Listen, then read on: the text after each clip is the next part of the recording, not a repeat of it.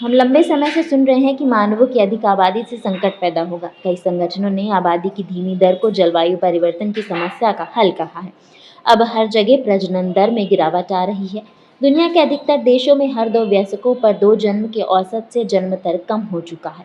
संयुक्त राष्ट्र के अनुसार 2080 तक दुनिया की आबादी कम होने लगेगी।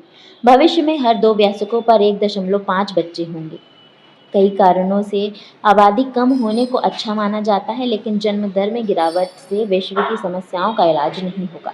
जलवायु परिवर्तन का सामना करने के लिए लोगों का दूसरे तरीके से जीवन बिताना जरूरी है, ना कि अरबों लोगों को जन्म लेने से रोकना। पिछले कुछ दशक में वायु प्रदूषण, ओजोन लेयर में कमी, तेजाबी वर्षा जैसे पर्यावरणीय समस्याओं पर प्रगति हुई है।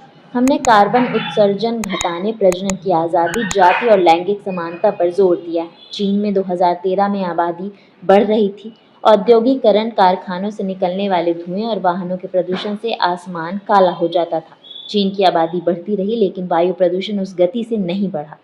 चीन ने निर्णय लिया कि धुएं और कोहरे को बर्दाश्त नहीं किया जाएगा। अधिकारियों ने भारी उद्योगों, कोयला से चलने वाली बिजली घरों पर नए नियम लागू किए।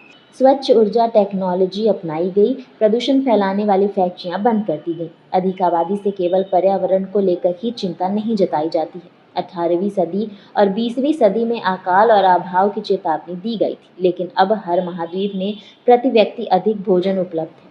50 साल पहले के मुकाबले अब लोगों की आयु बढ़ी है।